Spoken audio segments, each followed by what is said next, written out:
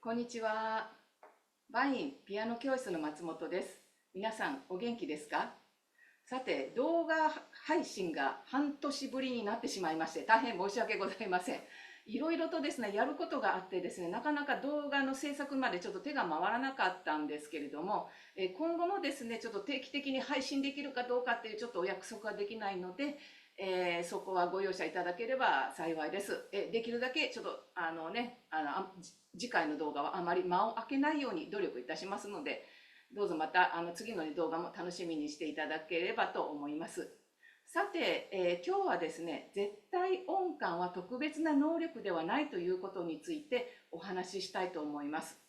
で、これを聞かれるとですね、じゃあ絶対音感は必要ないのかっていうふうに思われてしまう方もいるかと思うんですけれども、けれどもですね、絶対音感はあれば、これかなり有利な能力になりますので、後半でそのことについてもお話ししたいと思います。どうぞ最後までご覧いただければと思います。絶対音感に関してよく言われる誤解というのが、絶対音感を持っている人は天才だとか、もしくは特別な才能を持っている、神業を持っているというふうに思われていることなんですね。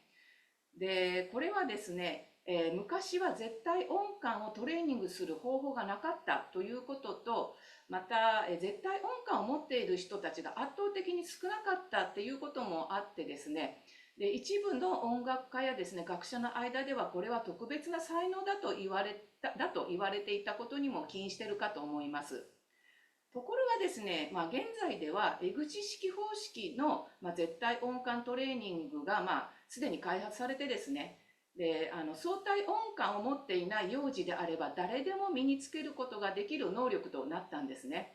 つまり、子どもたちが漢字をね、例えば漢字を何度も書いて覚えるのと同じで、絶対音感も訓練によって身につけることができるようになったわけです。つまり絶対音感は誰でも身につけることのできる、技術の一つであってですね、すでにありふれた能力となっているわけです。絶対音感はですね、何の手がかりもないところでピンポイントに音が判別できる能力にしか過ぎないんですね。で、例えばですね、こうやってこうやってバラバラに鍵盤のあちこちを弾いても音が判別できるので、ものすごい能力だと思われがちなんですけれども、所詮それだけの能力にしか過ぎないんですね。で、それ自体、音楽的には非常に限られた能力にしか過ぎないということなんです。したがって絶対音感を持っていれば良い音楽家になれるのかといえば決してそうではありません。良い音楽家になるためにはその他にも拍感だったりリズム感で表現力、あと相対音感ですね、あと読譜力ですね、譜を読む能力ですね、であとテクニックなどさまざまな能力を身につける必要があります。でそうなるとですね、じゃあ絶対音感別になくてもいいのではないかという話になるんですけれども、決してそうではありません。絶対音感を身につけているとですね、実はさまざまな点で有利になります。で、このことは絶対音感を持っている私も実感しているところなんですけれども、次にですね、その主な、3つの利点についてお話ししたいと思います。まず1つ目ですが、絶対音感を持っている人は相対音感訓練が非常に楽になるということなんですね。で、これはどういうことかと言いますと、絶対音感を持っている人はすでに音の高さを聞き分ける能力がついているので、その訓練が必要なくなります。で、また音を聞いたままね、判別して楽譜に書き取ることができるので、超音の課題も非常に楽になります。こちらはもちろんですね、相対音感を持っていれば超音は可能なんですけれども、ただ絶対音感を持っていない人はある基準音をもとに次の音をね判別したりするので、その作業が脳の中で起こっているわけですね。で、これは結構面倒な作業です。で、絶対音感を持っている人はその作業が必要ないので、超音の課題も楽々とこなすことができるんですね。で、また楽譜が存在しない、聞いたことのない、音楽を、そのまま耳で聞いて、自分の演奏にね反映したりすることもできるのも大きなメリットだと思います。ただ一つですね、これ気をつけてほしいのがですね、耳コピが、できるから、YouTube とかですね、他の音源を聞いてから新しい曲を、練習する生徒さんがいるんですね。で、これはですね、絶対にこれやってはいけないことと私は生徒さんには伝えてるんですけれども、これはなぜかと言いますと、耳だけを頼りに新しい曲を習得することだけにやってしまうと、楽譜を読まなくなっちゃうんですね。で、読譜力も、音楽能力の一つとして非常に重要な、能力なので、生徒さんにはですね、極力 YouTube を見ないように、で、どうしても見たい場合は、曲をある程度弾けるようになってから参考程度に見るようにというふうにお勧めしております。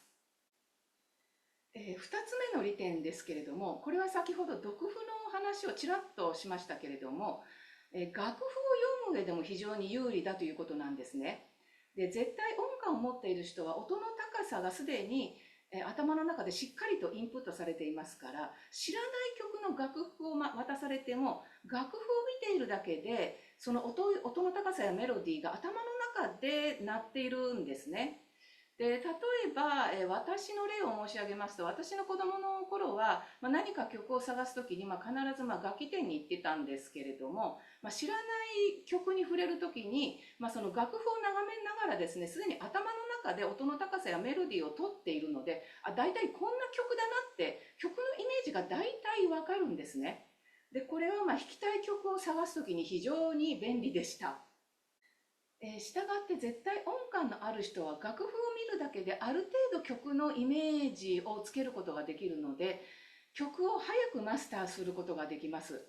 で、また練習を始めても自分自身で音を確認して練習することができるんですね。で、これが音感のない人の場合は楽譜をまず正しく読んで、それが正しい鍵盤を押してるかどうかっていうその一つ一つの確認が必要になるわけですね。で、絶対音感の場合は別にわざわざ鍵盤見て確認しなくても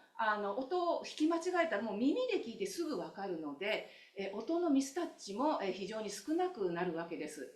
で、これはやはり新しい曲を習得する上では、かなり有利なのではないかなと思います。最後に3つ目の利点なんですけれども、絶対音感を持っている人は持っていない人に比べてアンプがとても容易になるということなんですね。アンプは正確かつ早くできるということなんです。絶対音感を持っている人は音を正確に把握する能力を持っていますから、楽曲がね、たとえ上級レベルに行って複雑になって情報量が膨大になっても、それを正確に再現ができるんですね。で、絶対音感がない人、もしくは相対音感を持っている人は、例えば楽曲がですね、楽曲の調整が曖昧になったり、無調整な状態になると、途端に分からなくなるということが起こったりするんですね。で、一つですね、アンプについてちょっと誤解しているのが、楽譜を見なくて一通り弾ければアンプができたというふうに考えることです。で、これは正確には間違いです。で、と申しますのが、アンプという、正確なアンプというのは、音楽の一つ一つの音符が正確に頭に入っている。そしてプラスその運動能力でもって、覚えているという、この2つがないとちゃんとしたアンプができたということにはならないんですね。で、ほとんどの場合ですね、アンプができたというのは運動能力に対して指の動きの記憶に頼って、アンプしているだけなんですね。で、実際にですね、じゃあ、あなたが弾いている曲を全部右手も左手も全部楽譜に書き写してごらんということをやってみるとわかると思うんです。これはほとんどの場合、正確に楽譜に表せない場合が多いと思います。で、この場合は音楽の情報をしっかりと頭にまだインプットされていない状態なんですね。で、こういう状態、例えば発表会で人の前に弾いたりすると突然途中で頭が真っ白になって音を忘れてしまったということも、この動画を見ていらっしゃる方はそういう経験をされた方もいらっしゃるかと思うんですけども、で、それはやっぱり運動能力に頼って記憶している部分が非常に大きいんですね。で、相対音感でもですね、しっかりと右手左手音楽の情報をインプットすればそれは可能なんですけれども、絶対音感保持者と比べると、時間もかかるし、かなり苦労するというわけなんですね。で、絶対音感を持ってると、やはりその部分が楽になるという点で、非常に有利かなと思います。はい、いかがでしたでしょうか。この内容が良かったよと思ってくださった方は、いいねボタンを押していただけますと大変励みになります。また、もしよろしかったらチャンネル登録の方もぜひよろしくお願いいたします。それではまた次回まで。さようなら。